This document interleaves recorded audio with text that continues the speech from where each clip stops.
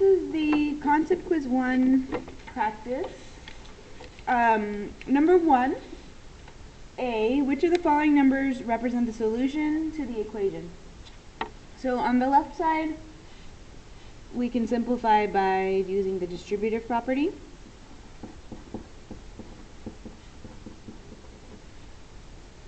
Then we can subtract x from both sides, which will give us 20x minus 6 equals negative 3. Add 6 to both sides, which will give us 20x equals 3. And then divide both sides by 20. X equals 3 over 20. On part B, Mrs. Dingle Kringle is hosting a party. She plans to spend $86 on party supplies, plus $10 per guest on food and drinks. However, she has a budget of only $427. Write an inequality that represents the amount of money she uses. An inequality means that my statement here should have either a greater than sign, a less than sign, greater than or equal to sign, or less than or equal to sign. Not an equal sign. That would be an equation. So in this scenario, we know she's going to spend $86 on supplies, plus $10 per guest. So I'll say G for number of guests. But her total should be less than or equal to her budget. So less than or equal to 427. Given her budget, can she afford to invite 36 guests to her party? Yes or no? Justify your answer.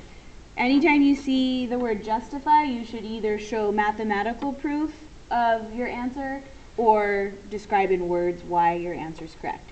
So in this case, we have an inequality. Let's see whether if she invites 36 guests, whether she'll be under her budget or not. So we have $86 plus 10 times 360 is $3,600, which is a total of, oops, that was supposed to be 10 times 36, not 10 times 360. So that's 86 plus 360, not 3,600. So 86 plus 360 excuse me, is $446,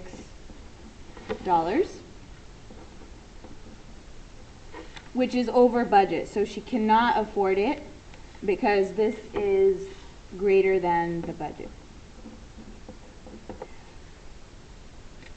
On part 3, given her budget, what is the maximum number of guests that she can afford to invite?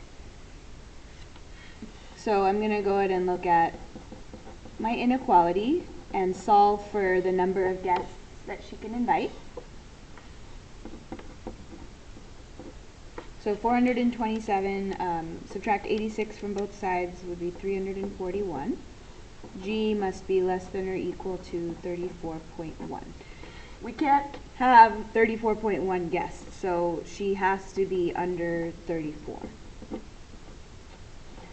Circle the set of numbers that best represents the domain. Domain represents the x values that are valid in the scenario. X being, in this scenario, the same as my G value, or the number of guests.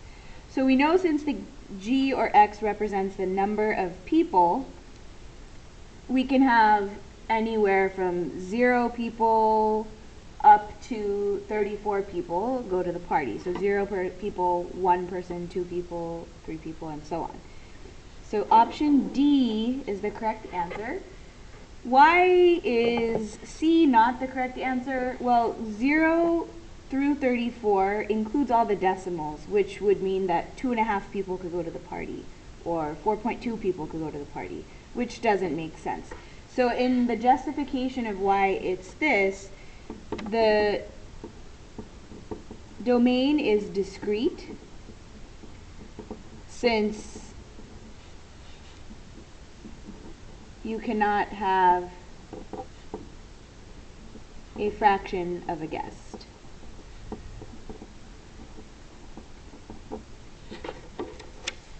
Alright, last problem, part C. Consider this equation and graph the equation on the axis.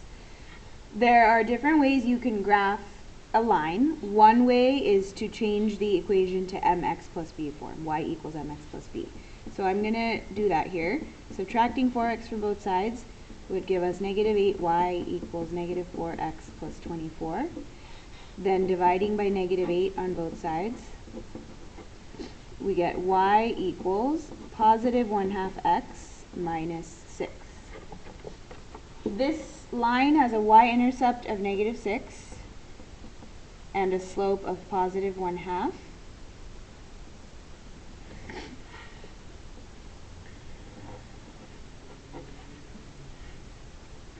Then this last question says circle all the following points that represent solutions to the equation.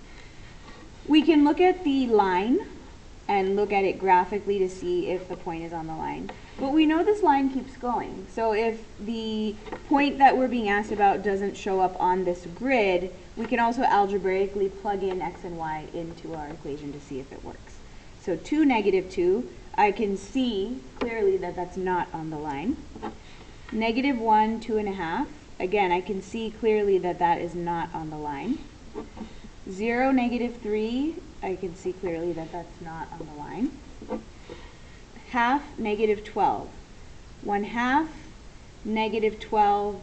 Again, I can see that that could not possibly be on this line.